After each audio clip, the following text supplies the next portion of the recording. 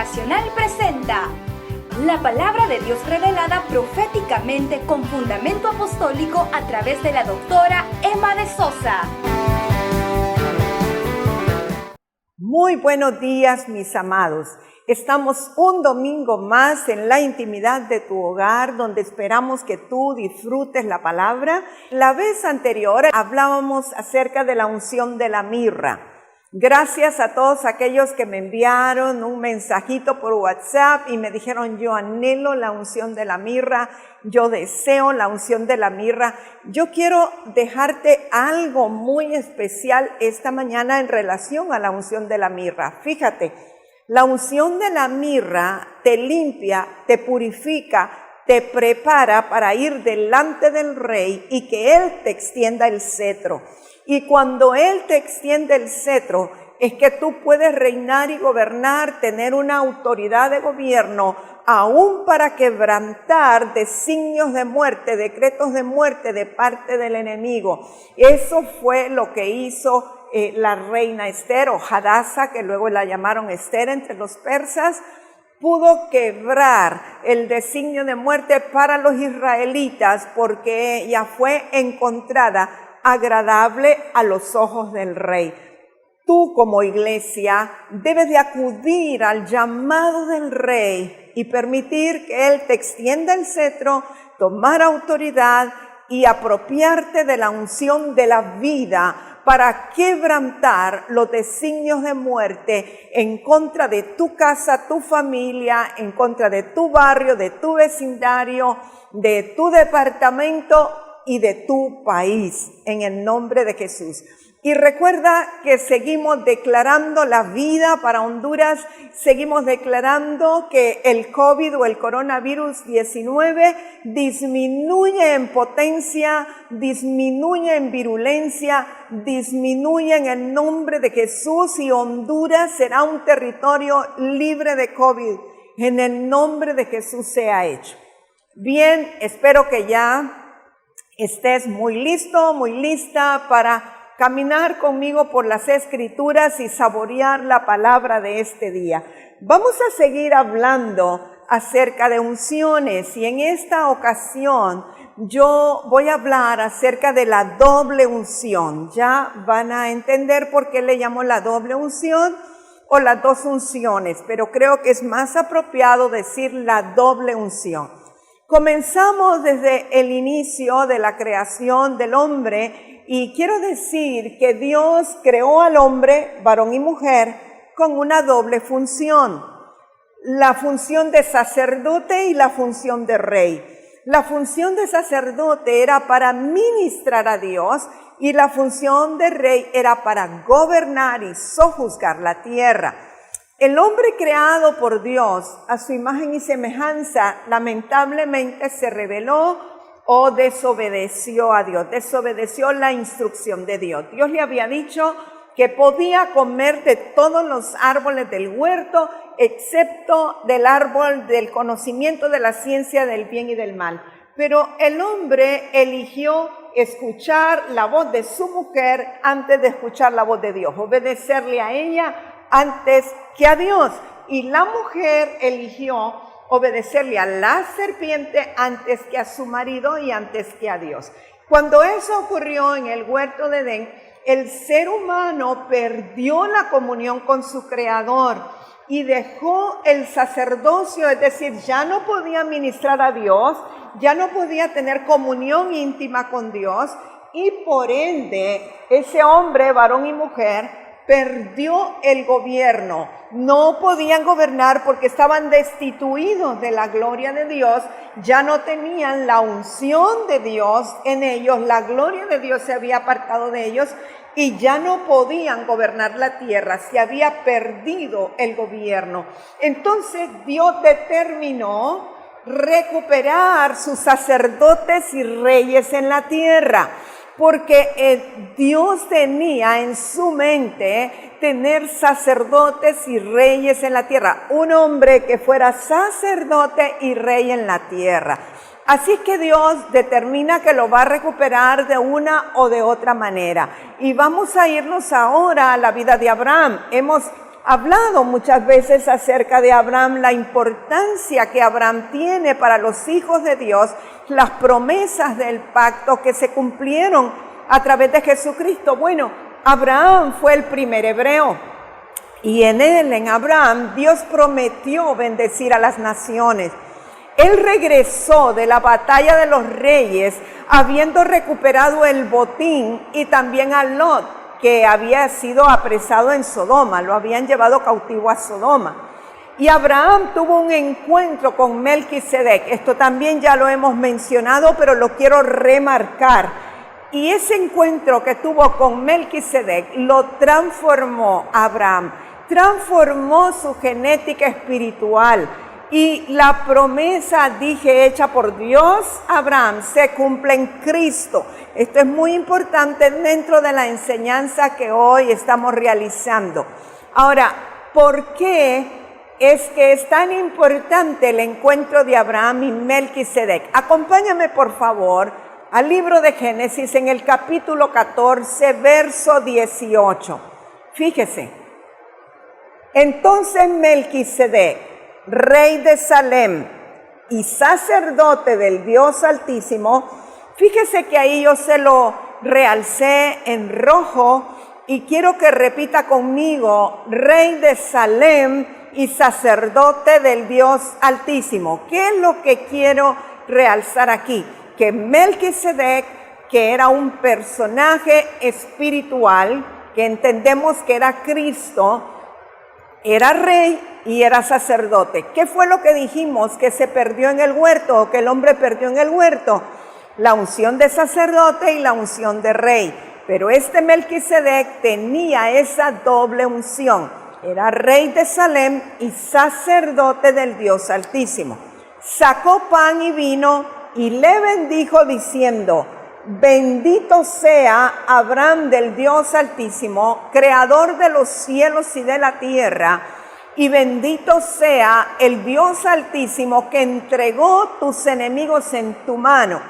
Y le dio a Abraham los diezmos de todo. Entonces, el hecho de que Melquisedec era sacerdote y era rey fue muy importante en este encuentro espiritual de Abraham con él. La bendición de Dios para Abraham, sabemos que se trasladó a su hijo Isaac. Y la bendición que Dios le dio a Abraham y se trasladó a Isaac, también se trasladó a Jacob, hijo de Isaac, que luego se llamó Israel. Y la bendición de Jacob se trasladó a José, que fue el hijo de Jacob o de Israel, con Raquel, quien llevó al pueblo de Israel a Egipto en tiempo de hambruna. Moisés es llamado por Dios para libertar al pueblo que cayó en esclavitud en Egipto. También lo hemos hablado muchas veces.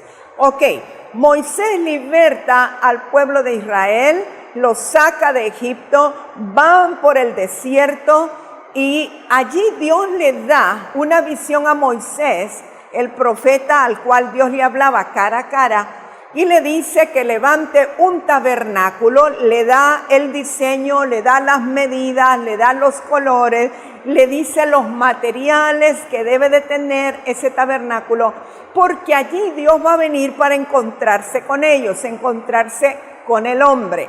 Ahora, fíjese cuál era el deseo de Dios o el pensamiento o la idea de Dios. Vaya conmigo a Éxodo capítulo 19. Versos 5 y 6 vamos a leer y dice: ahora pues, si diereis oído a mi voz y guardareis mi pacto, vosotros seréis mi especial tesoro sobre todos los pueblos, porque mía es toda la tierra. Y vosotros me seréis un reino de sacerdotes. Está realzado en rojo. Si usted quiere y puede, subraye por favor su Biblia, o si es digital, como sea, o las anotaciones que está haciendo. Y vosotros me seréis un reino de sacerdotes y gente santa. Estas son las palabras que dirás a los hijos de Israel. Una vez más, vemos que Dios quiere recuperar los sacerdotes y los reyes en la tierra. ¿A quién había elegido Dios para que fueran sus sacerdotes y reyes? Al pueblo de Israel. Dios hizo la escogencia. Él dice, mía es toda la tierra, pero yo a ustedes los estoy eligiendo para que sean mi especial tesoro. ¿Cuál era la condición? Si guardareis mi pacto. Hemos hablado del pacto antiguo.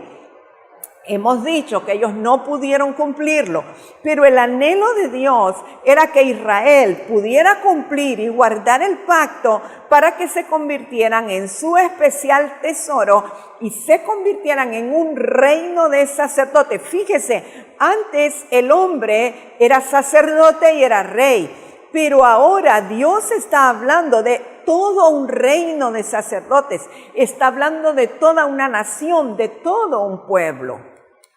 Ahora, sin embargo, en ausencia de Moisés, cuando Moisés subió al monte Sinaí para traer las tablas de la ley, el pueblo de Israel se vuelve a la idolatría, hace un becerro de oro para adorarlo. Ellos tenían deseos de adorar y como su profeta Moisés tardaba en bajar del monte, según ellos, entonces ellos tuvieron la brillante idea de hacer lo que hacían los egipcios y toman todos los pendientes, todas las alhajas, todas las joyas, los anillos, todo el oro que las mujeres israelitas habían traído de sus amas egipcias y hacen un becerro de oro fundido. Cuando Moisés llega, Moisés se enoja muchísimo, quiebra las tablas de la ley, él se queja delante de Dios, se queja por ese pueblo idólatra, no entendido. Y entonces, ¿qué es lo que pasa? Dios cambia su escogencia y le pide a Moisés, bueno, llámalos y pregúntales, ¿quiénes son los que van a ser fieles conmigo y contigo a pesar de todo? Lo tremendo es que los únicos que respondieron que iban a ser fieles y que iban a consagrarse fueron los levitas. De manera que a partir de ese momento Dios establece el sacerdocio entre los levitas únicamente. Es decir, las demás tribus estaban excluidas del sacerdocio. Vaya conmigo a Éxodo 28, verso 1 y 2. Dice, hará llegar delante de ti a Aarón tu hermano y a sus hijos consigo, de entre los hijos de Israel, para que sean mis sacerdotes. Aarón y a Nadab, Abiú, Eleazar e Itamar, hijos de Aarón. Y harás vestiduras sagradas a Aarón tu hermano para honra y hermosura.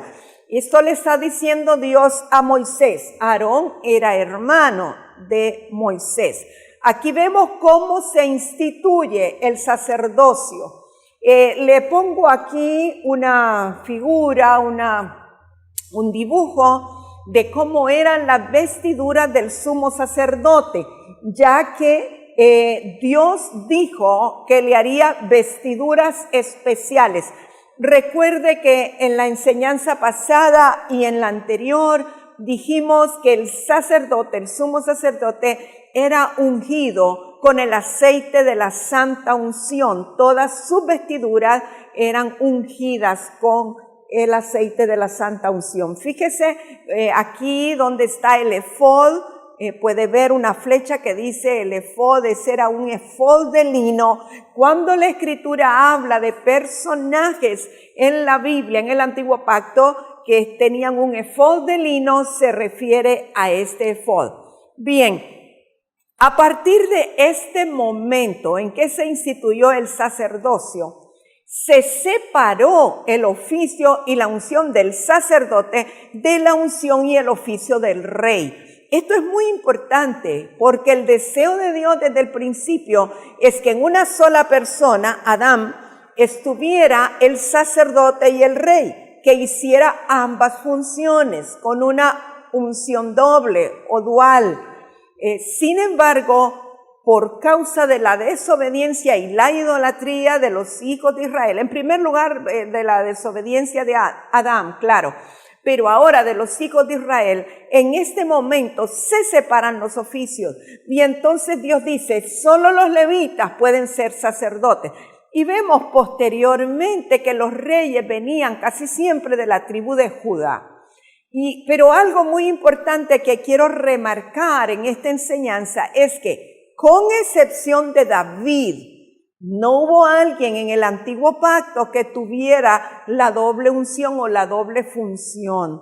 Y David fue sacerdote, profeta y rey.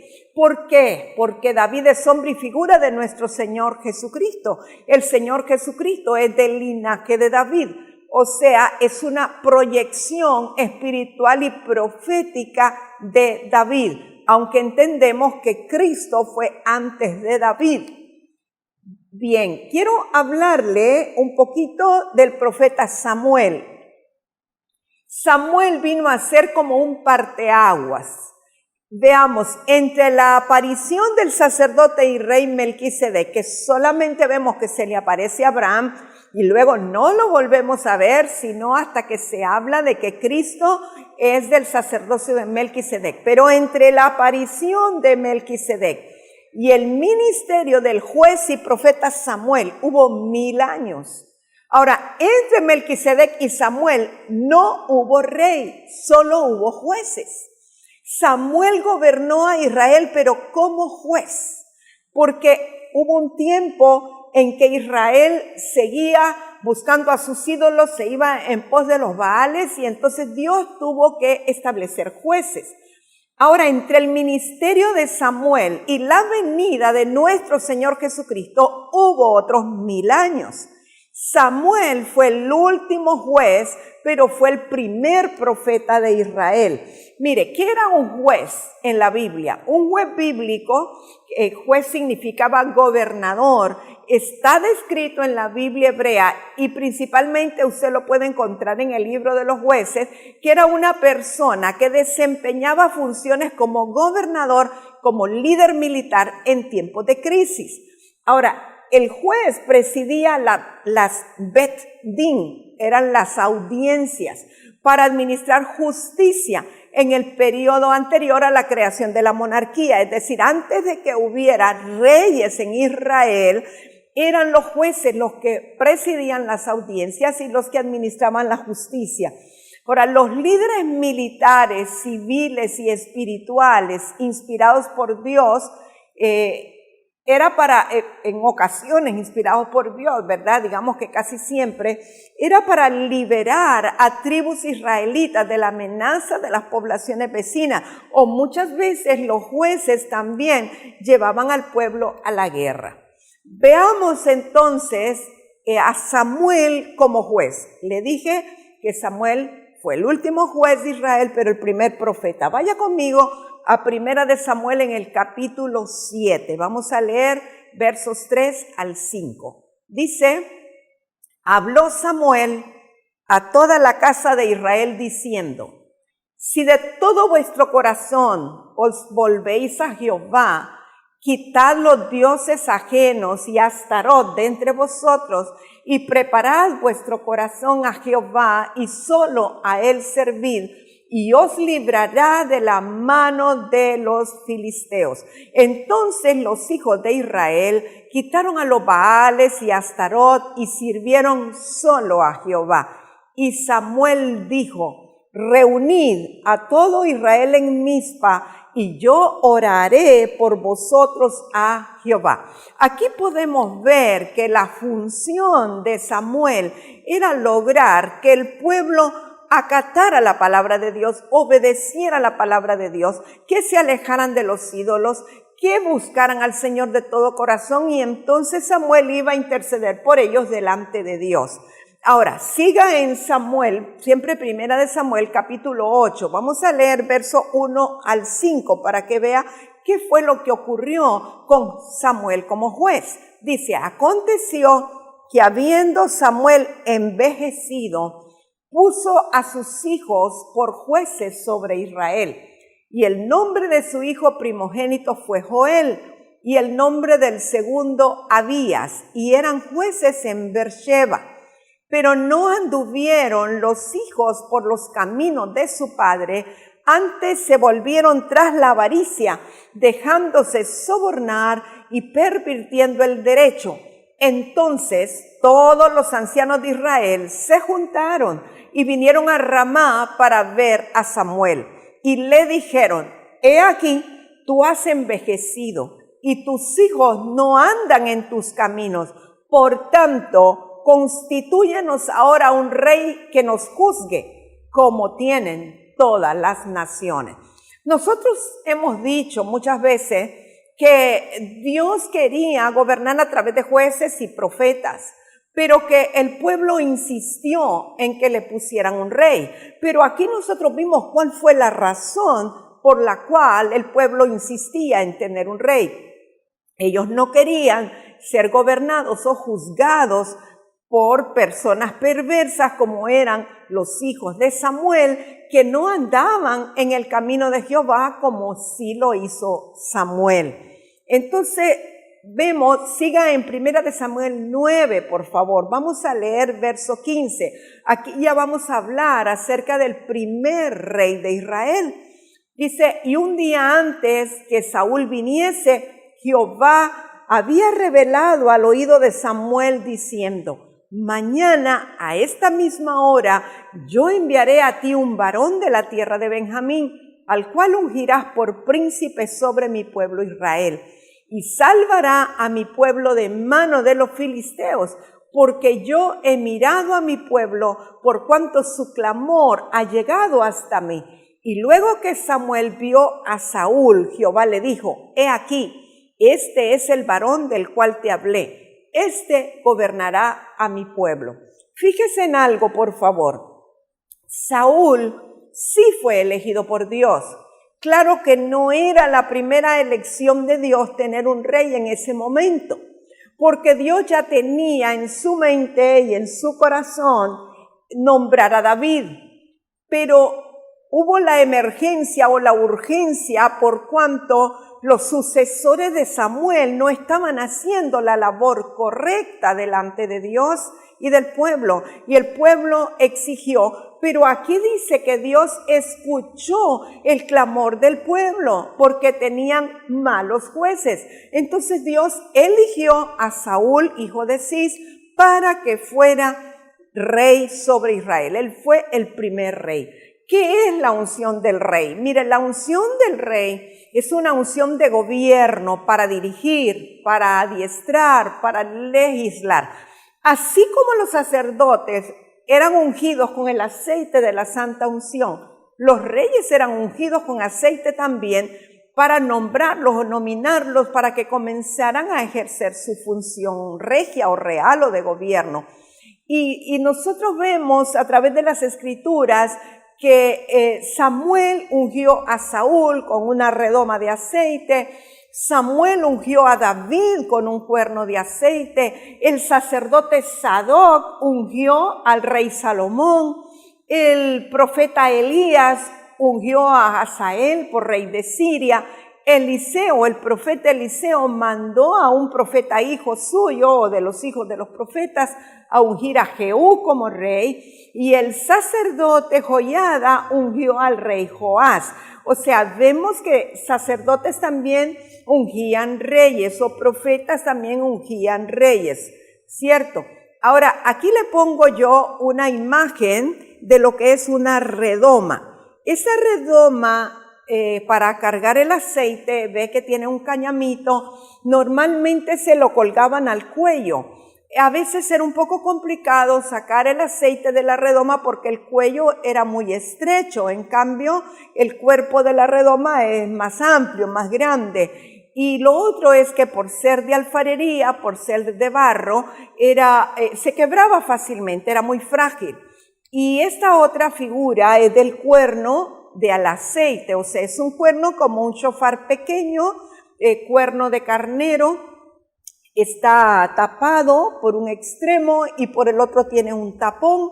Entonces por aquí sacaban el aceite cuando usaban el aceite que traían en el cuerno para ungir a un rey o a un profeta o a lo que Dios les mandara.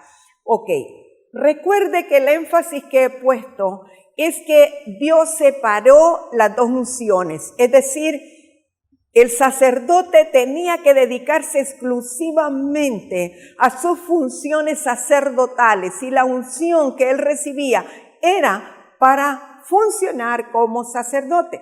Pero a su vez el rey tenía que funcionar solamente como rey. No estaba permitido que un rey ministrara como sacerdote, ni estaba permitido que un sacerdote intentara ser rey. Recuerde, este punto es muy importante porque habían sido separadas las dos unciones. Sin embargo, nos encontramos con un problema y es que el rey Saúl quiso ministrar o intentó o ministró como sacerdote, lo cual no agradó a Dios porque no estaba permitido. Vaya conmigo a 1 Samuel capítulo 13. Vamos a leer solamente unos cuantos versículos a partir del 7. Dice, y algunos de los hebreos pasaron el Jordán a la tierra de Gad y de Galaad, pero Saúl permanecía aún en Gilgal y todo el pueblo iba tras él temblando. Y él esperó 7 días conforme al plazo que Samuel había dicho, pero Samuel no venía a Gilgal y el pueblo se le desertaba. Podemos ver, mis amados, que el pueblo era un poco impaciente. Si el profeta decía 7 días y si pasaban unas horas, ya ellos empezaban a hacer lo que querían. En el caso de Moisés, si dijo 40 días y pasaban unas horas, empezaban a hacer lo que ellos querían, como que hubieran estado sin rumbo, sin gobierno. Verso 9. Entonces dijo Saúl, traedme holocausto y ofrenda de paz. Y ofreció el holocausto. Y cuando él acababa de ofrecer el holocausto, he aquí Samuel que venía. Y Saúl salió a recibirle para saludarle. Entonces Samuel dijo, ¿qué has hecho?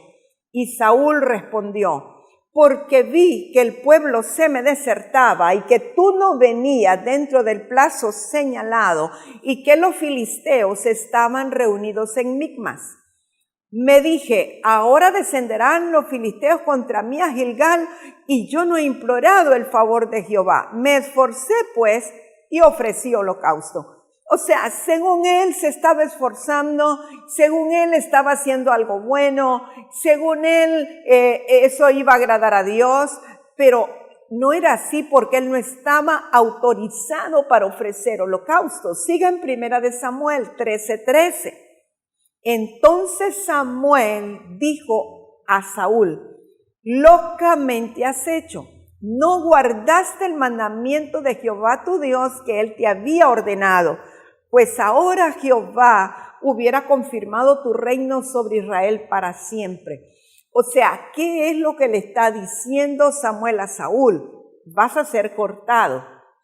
Tu reino no va a permanecer para siempre. Has hecho una locura. No estabas autorizado para hacerlo. Sin embargo, mis amados, el Dios que tenemos es un Dios de segundas oportunidades, es un Dios de misericordia. Él espera que cuando nosotros desobedecemos en algo, pero somos reconvenidos, espera que nosotros aprendamos y no caigamos otra vez en el mismo pecado o en el mismo error. Entonces Dios le da una segunda oportunidad a Saúl. Veamos en 1 Samuel 15, verso 1. Después Samuel dijo a Saúl, Jehová me envió a que te ungiese por rey sobre su pueblo Israel. Ahora pues está atento a las palabras de Jehová. Así ha dicho Jehová de los ejércitos, yo castigaré lo que hizo Amalec a Israel al oponérsele en el camino cuando subía de Egipto. Ve pues y hiere a Amalec y destruye todo lo que tiene y no te apiades de él. Mata a hombres, mujeres, niños y aun los de pecho, vacas, ovejas, camellos y asnos. Sin embargo, seguimos en 1 Samuel capítulo 15. Nosotros vemos, vamos a leer solo versos 9 al 11, que Saúl vuelve a fallar y vuelve a cometer el mismo pecado. Vea lo que dice 1 Samuel 15:9. Y Saúl y el pueblo perdonaron a Agag y a lo mejor de las ovejas y del ganado mayor, de los animales engordados, de los carneros y de todo lo bueno, y no lo quisieron destruir, mas todo lo que era vil y despreciable destruyeron. Y vino palabra de Jehová a Samuel diciendo: me pesa haber puesto por rey a Saúl, porque se ha vuelto de en pos de mí y no ha cumplido mis palabras. Y se apesadumbró Samuel y clamó a Jehová toda aquella noche. Fíjese bien, según aquí Saúl, otra vez, él dijo: ay no, lo mejor vamos a dejar al Señor, no vamos a sacrificar todo, los animales engordados se los vamos a dejar, todo lo mejor de los carneros le vamos a dejar, no lo vamos a destruir. Pero la orden de Dios había sido, usted lo vio en los versículos que leímos anteriormente, que destruyera todo, que se deshiciera de todo. Y cuando Dios dice todo, es todo. No tenemos nosotros el derecho de elegir que sí y que no. Así es que dice que aún Samuel tuvo pesar, se apesadumbró y clamó a Jehová toda aquella noche. ¿Por qué clamaba a Jehová a Samuel? Me imagino que le decía: ten misericordia, no destruyas a Saúl, por favor. Samuel sabía lo que venía, porque una vez más Saúl había desobedecido al Señor.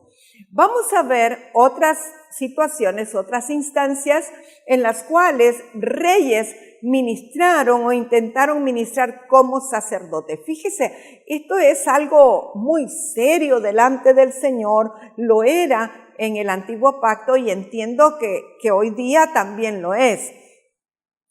Vaya conmigo a Primera de Reyes 12 en el verso 28.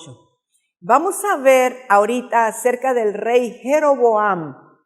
Dice: y habiendo tenido consejo, hizo el rey 2 becerros de oro y dijo al pueblo: bastante habéis subido a Jerusalén. He aquí tus dioses, oh Israel, los cuales te hicieron subir de la tierra de Egipto. Y puso uno en Betel y el otro en Dan. Y esto fue causa de pecado, porque el pueblo iba a adorar delante de uno hasta Dan. Hizo también casas sobre los lugares altos e hizo sacerdotes de entre el pueblo que no eran de los hijos de Leví. Fíjese bien qué fue lo que hizo Jeroboam. No solamente es que intentó ministrar como sacerdote, sino que desvió al pueblo hacia la idolatría.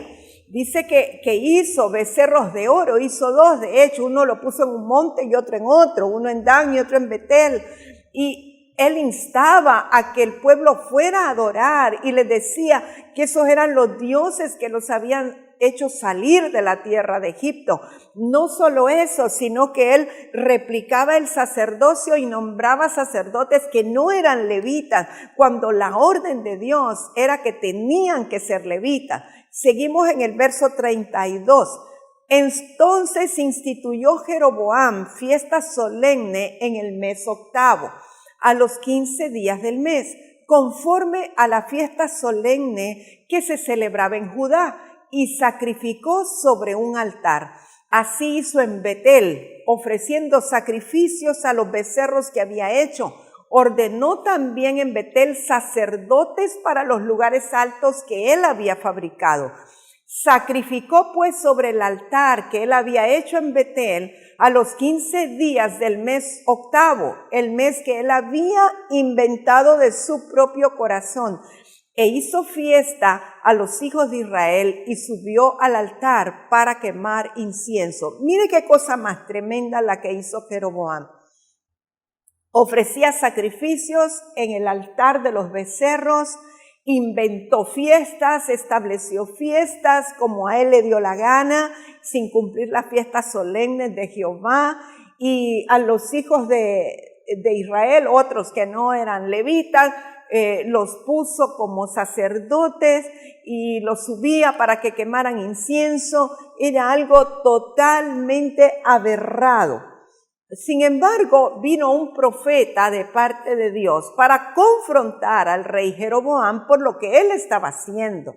Así que venga conmigo, por favor, a Primera de Reyes, capítulo 13, desde el verso 1. He aquí que un varón de Dios por palabra de Jehová vino de Judá a Betel, y estando Jeroboam junto al altar para quemar incienso, aquel clamó contra el altar por palabra de Jehová y dijo: altar, altar, así ha dicho Jehová, he aquí que a la casa de David nacerá un hijo llamado Josías, el cual sacrificará sobre ti a los sacerdotes de los lugares altos que queman sobre ti incienso, y sobre ti quemarán huesos de hombres.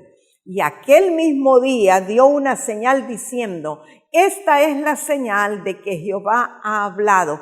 He aquí que el altar se quebrará y la ceniza que sobre él está se derramará. Mire qué tremendo lo que dice este profeta.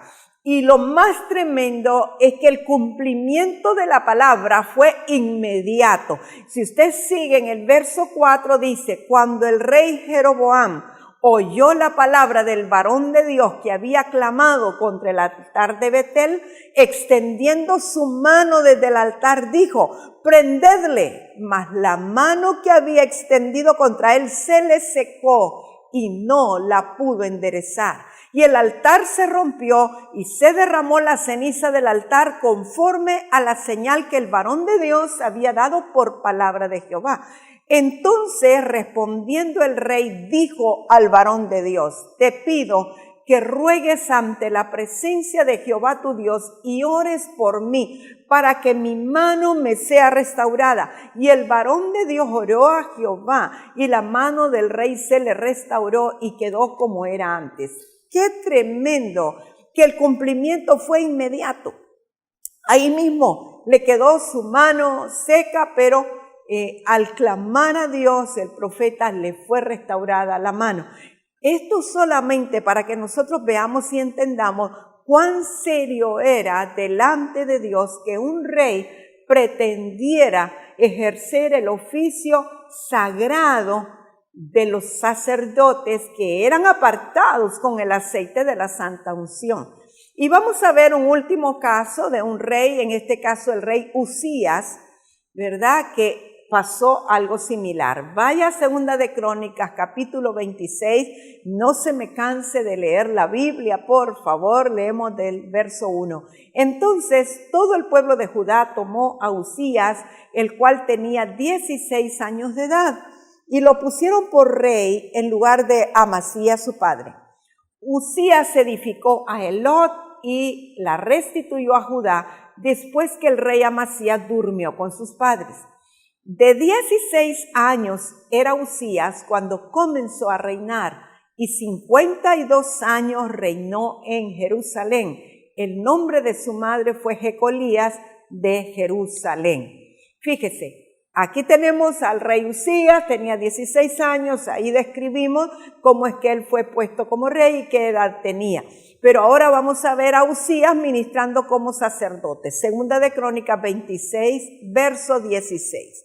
Mas cuando ya era fuerte, yo entiendo que es que ya tenía más de 16 años, su corazón se enalteció para su ruina, porque se rebeló contra Jehová su Dios, entrando en el templo de Jehová para quemar incienso en el altar del incienso.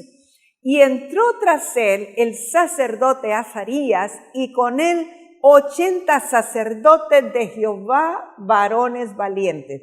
Y se pusieron contra el rey Uzías y le dijeron: no te corresponde a ti, oh Uzías, el quemar incienso a Jehová, sino a los sacerdotes hijos de Aarón, que son consagrados para quemarlo. Sal del santuario, porque has prevaricado, y no te será para gloria delante de Jehová Dios. Entonces, aquí Uzías estaba prevaricando, estaba infringiendo una ley espiritual de parte de Dios. Y obviamente ese pecado tuvo consecuencia. Una y otra vez vemos cómo el Señor castigó este pecado. Siga conmigo en Segunda de Crónicas 26, verso 19.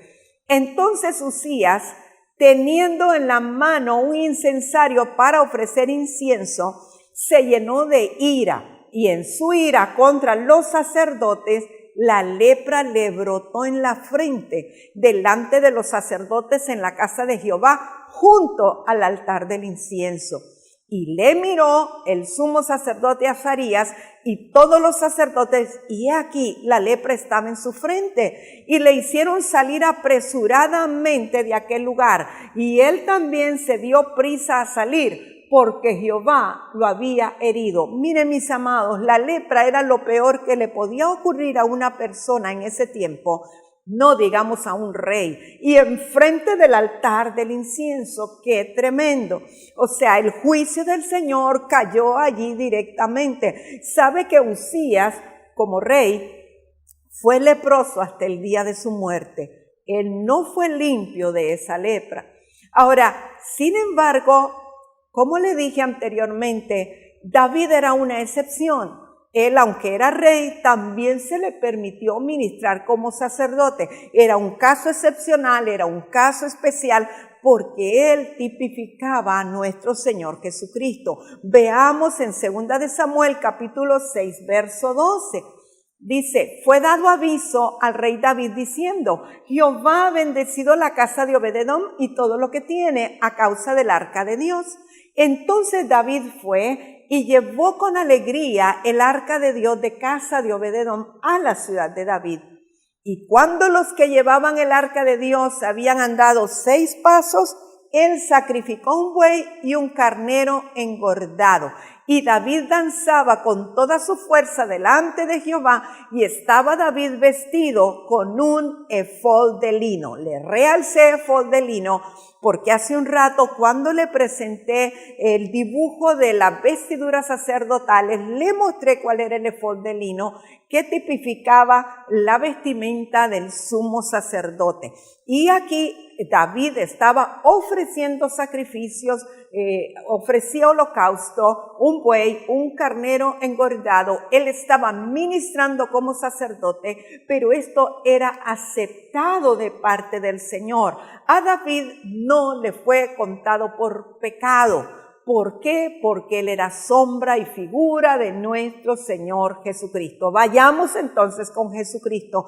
Todo esto que le he hablado y le he respaldado con las Escrituras es para que usted tenga un fundamento y pueda no solo comprender con mayor claridad, sino estar muy agradecido por lo que Cristo hizo por nosotros.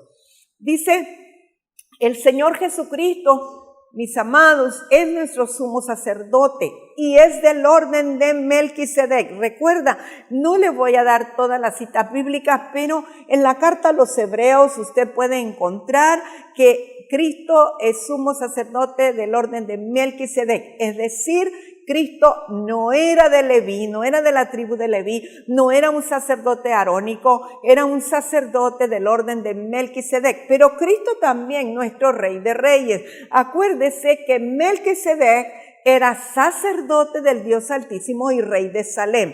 Si Cristo era del orden de Melquisedec, Él también es sumo sacerdote y es Rey. De hecho, Melquisedec es Cristo mismo. Ahora, el Señor Jesucristo rasgó los cielos, entró al lugar santísimo para presentarse a sí mismo delante del Padre. Es decir, no era como el sumo sacerdote que entraba a través del velo y llevaba el sacrificio del cordero o del buey. No, Cristo, Él mismo era el cordero y Él mismo al rasgar los cielos fue y se presentó delante del Padre y le dijo, he aquí la sangre derramada, la sangre del nuevo pacto que yo he derramado por muchos, yo soy el cordero inmolado. Entonces Él era dos cosas, era el sumo sacerdote, pero también era el sacrificio, también era la ofrenda, también era el holocausto. En Él, en nuestro Señor Jesucristo, mis amados, escuchen lo que le voy a decir, se unifican de nuevo las dos unciones en una sola persona. En el Señor Jesucristo volvemos a ver el sacerdote y el rey en un solo individuo. Ya se vuelven a juntar, ya no están separados, vuelven a juntarse por su sacrificio. Todo lo que Él es, todo lo que Cristo es, nosotros somos los hijos de Dios, también somos. Él es nuestro precursor. Por su Espíritu Santo, ahora nosotros somos ese reino de sacerdotes, o somos parte integral de ese reino de sacerdotes. El apóstol Pedro tuvo esa revelación y él nos dice en Primera de Pedro, capítulo 2, verso 9, mas vosotros sois linaje escogido, real sacerdocio, nación santa, pueblo adquirido por Dios, para que anunciéis las virtudes de aquel que os llamó de las tinieblas a su luz admirable. Hágame favor de usted realzar real sacerdocio, ¿verdad? Él no dice, vosotros sois reyes nada más. Él no dice, vosotros sois sacerdotes nada más. Él dice que somos un sacerdocio real. Y nuestro ministerio en Cristo está descrito, es igual que el del Señor Jesucristo, y el profeta y apóstol Juan, cuando estaba en la isla de Patmos, que recibió revelaciones de los últimos tiempos y luego lo escribió en el libro que nosotros conocemos como el Apocalipsis, o en inglés como Revelaciones.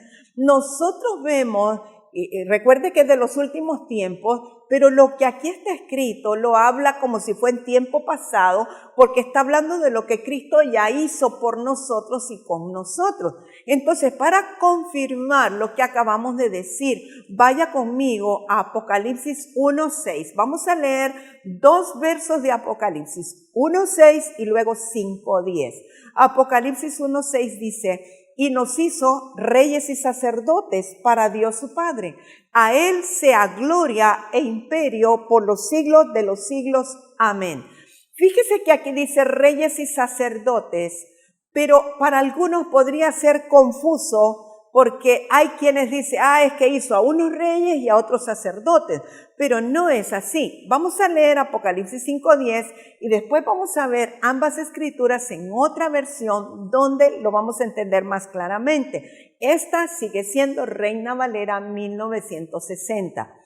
Apocalipsis 5:10, y nos ha hecho para nuestro Dios reyes y sacerdotes, y reinaremos sobre la tierra. Probablemente está hablando del reinado del milenio. Aquí otra vez dice, nos ha hecho, o sea, en el pasado, para nuestro Dios, reyes y sacerdotes. Pero vamos a ver los mismos versículos en la Biblia, Nueva Versión Internacional. Apocalipsis 1:6 dice, al que ha hecho de nosotros un reino, sacerdotes al servicio de Dios su Padre. Fíjese, aquí lo dice diferente. Un reino, sacerdotes al servicio de Dios su Padre. Está hablando que es un reino integrado por sacerdotes. O sea, los individuos, nosotros, somos sacerdotes que conformamos un reino y tenemos un rey que nos gobierna. A Él sea la gloria y el poder por los siglos de los siglos. Amén. Y siempre en Nueva Versión Internacional, en Apocalipsis 5:10 dice, de ellos hiciste un reino, los hiciste sacerdotes al servicio de nuestro Dios y reinarán sobre la tierra. Aquí está también más claro que somos sacerdotes que reinaremos. Ahora veamos la Biblia en versión popular. Apocalipsis 1:6. Y ha hecho de nosotros un reino, nos ha hecho sacerdotes al servicio de su Dios y Padre. Que la gloria y el poder sean suyos para siempre. Amén. Está hablando nuevamente que nos ha hecho un reino, nos ha hecho sacerdotes. Y Apocalipsis 5:10, siempre en versión popular, de ellos hiciste un reino, hiciste sacerdotes para nuestro Dios y reinarán sobre la tierra. Lo realcé en rojo porque creo que es sumamente importante. Ahora, ¿cuál es nuestra conclusión de esta enseñanza? Ya casi para terminar. En Cristo Jesús, nosotros, los que hemos nacido de nuevo, somos sacerdotes y reyes del orden de Melquisedec, no del orden arónico, no del orden de Leví, sino del orden de Melquisedec, con la unción de Melquisedec. Nosotros podemos, como sacerdotes, ministrar directamente al Señor, estar delante de su presencia para luego ejercer gobierno en la tierra. Quiero aclarar que el sacerdocio está presente en varones y mujeres por igual. No tiene nada que ver con sexo, tiene que ver con una unción y con una escogencia. Y en este caso, tiene que ver con la sangre de Cristo, tiene que ver con el nuevo nacimiento, tiene que ver con que nosotros seamos esos seguidores de Cristo, que Cristo vive en nosotros y que somos también del orden de Melquisedec. Ambas unciones, la sacerdotal y la regia, operan en nosotros a través del Espíritu Santo o del Espíritu de Cristo, que es el ungido. Cristo en nosotros es Rey y es sumo sacerdote. Ahora, algo muy importante que quiero dejarle en su corazón. Si nosotros, como hijos de Dios, si nosotros, como hermanos menores del Señor Jesucristo, no ejercemos el sacerdocio, no tenemos derecho a ejercer el gobierno. Cuando yo ejerzo sacerdocio es que yo penetro al lugar santísimo y estoy allá sentado, sentada juntamente con Cristo, y desde ese nivel yo puedo gobernar. Pero yo no puedo estar en ese nivel si yo no he penetrado a través de la sangre del Cordero para estar allá a la derecha del Padre juntamente con Cristo. Espero que esto lo pueda visualizar y lo pueda comprender muy bien. Ejercer el sacerdocio es que yo penetro a través de la sangre del Cordero al trono mismo de la gracia. Y desde el trono de la gracia yo tengo toda la autoridad para gobernar. Por lo tanto, si yo no ejerzo sacerdocio, ¿cómo voy a ejercer gobierno? Algo muy importante que necesitamos entender en este tiempo es que el que gobierna los cielos va a gobernar la tierra. Si nosotros podemos gobernar espiritualmente desde los cielos, obviamente tendremos la autoridad para gobernar espiritualmente también la tierra. Entonces somos un reino de sacerdotes. Dios quiere establecer su reino en la tierra a través de nosotros, sus hijos, que por eso nos hizo reyes y sacerdotes, o un reino de sacerdotes. En otras palabras, el sueño de Dios, el sueño que tuvo con Adán y que falló, el sueño que tuvo con Israel, que le dijo, ustedes me serán mi especial tesoro, los haré un reino de sacerdotes, pero falló, se ha cumplido a través de nosotros, los hijos de Dios, por el sacrificio de nuestro Señor Jesucristo. Yo no sé si usted está logrando comprender la dimensión de lo que le estoy diciendo. Si el Señor Jesucristo no hubiese venido a esta tierra y no hubiese ofrecido su vida, su cuerpo, en propiciación nuestra, Dios no hubiera recuperado su sueño de tener un reino de sacerdotes, ni nosotros estaríamos ahora con la capacidad y con la habilidad de entrar al trono mismo de la gracia y de gobernar desde ese lugar, desde ese punto. Todos nosotros, nacidos de nuevo, podemos penetrar y hacer la función de sacerdotes, es decir, podemos interceder, podemos adorar, podemos declarar, podemos profetizar, podemos exaltarlo a Él, podemos hablarle a Él directamente, podemos disfrutar de estar sentados ahí juntamente con Cristo a la diestra del Padre. Ese es nuestro sacerdocio. Entonces, cuando alguien dice, ay, es que el varón es el sacerdote, el varón es cabeza de hogar, pero sacerdote es todo aquel nacido de nuevo que penetra hasta el trono de la gracia, sea varón o sea mujer. Dije, no tiene que ver con sexo, ni tiene que ver con edad. El sacerdocio es para todos nosotros, porque el sumo sacerdote vive dentro de nosotros y ministra dentro de nosotros, de adentro, desde adentro. Entonces todos somos sacerdotes. Cuando estamos queriendo circunscribir el sacerdocio al varón de la casa, estamos limitando la obra redentora del Señor Jesucristo, porque cuando el Señor Jesucristo derramó su sangre en la cruz del Calvario, se quitó toda división que existía. Ya no hay varón ni mujer, bárbaro ni escita, judío ni griego, todos somos uno en Cristo Jesús. El decir que la mujer no puede ser sacerdote es como decir que los que éramos gentiles no podemos ser sacerdotes. Es lo mismo, es como decir solo el judío puede. No importa si era judío, griego, gentil, hondureño, si era colombiano, si era panameño, no importa. Si creyó en el Señor Jesucristo, es un sacerdote del orden de Melquisedec. Pero recuerde que tenemos unción de gobierno también para juzgar. ¿Cómo juzgamos? Si el hombre es espiritual, el varón o la mujer es espiritual, puede juzgar todas las cosas de acuerdo a la palabra de Dios, de acuerdo a las ordenanzas del Señor, de acuerdo a lo que el Espíritu Santo dice. Nosotros tenemos que ejercer ese gobierno, esa unción de reyes que tenemos. Cuando la Escritura dice que Cristo es rey con R mayúscula de reyes, los reyes con R minúscula somos nosotros, los hijos de Dios. Él es nuestro rey máximo, nosotros sus reyes. Él es el sumo sacerdote, nosotros sus sacerdotes. Yo no sé si tú te gozas por esta palabra, yo espero que tú te estés regocijando, espero que no digas, ay, es que tanta escritura que me marea, no. Espero que saques la esencia, que puedas ser edificado y te des cuenta la autoridad que tienes. Tienes corona, tienes cetro, puedes gobernar, puedes juzgar la tierra, puedes ordenar a las tinieblas que se vayan, puedes establecer el gobierno de la luz sobre el territorio donde vives, porque tienes una unción especial para gobernar.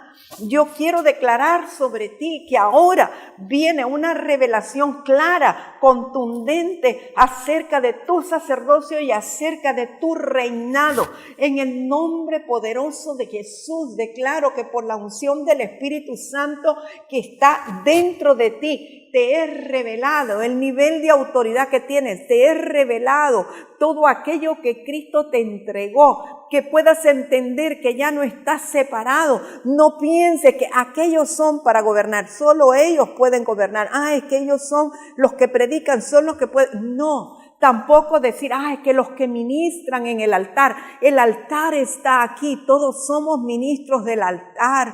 No me digas que ministros del altar son los que están adelante, cantando, adorando, predicando, moderando. Tú eres un ministro del altar. El altar está en tu corazón y puedes ministrar al Señor en tu mismo corazón. Entonces tú eres sacerdote y eres rey. Y cuando estamos como la iglesia del Señor Jesucristo, estamos unidos en el Espíritu, estamos fluyendo en la misma visión y en la unción del Señor. Somos un reino de sacerdotes. Lo que el Padre anhelaba, lo que el Padre deseaba, el sueño del Padre se ha cumplido con nosotros y en nosotros a través del sacrificio de Cristo. Yo declaro que tú te levantas y resplandeces. Yo declaro en el nombre de Jesús que esa revelación que es activada hoy en tu corazón te hace que comiences a tomar ese nivel de autoridad que te fue dado en Cristo Jesús, que a través de esa revelación tú penetras constantemente al trono de la gracia para adorar, para ministrar, para ofrecer incienso espiritual al Señor. El incienso son las obras justas de los santos, las oraciones de los santos. Tú puedes estar continuamente 24 horas al día en la presencia del Dios vivo. No tienes por qué salirte como un sacerdote, puedes estar continuamente con tu Padre. Gobierna sobre la tierra, gobierna sobre el territorio, gobierna sobre tu casa, gobierna sobre todo lo que está alrededor de tu casa y que perturba a tu familia. Ejerce la unción de gobierno. Sobre ti está la doble unción. Toma esta verdad, toma esta palabra, recíbela por favor en el nombre de Jesús. Yo te bendigo a todos los que han estado conectados, los que han estado viendo esta enseñanza, sean extremadamente bendecidos en el nombre de Jesús. Y al despedirme quiero recomendarle el libro Su Reino en Nosotros. En pantalla usted va a ver la información para poder adquirirlo. Nos vemos o me ven el próximo domingo con el favor de Dios. Para mayor información, comunícate con nosotros.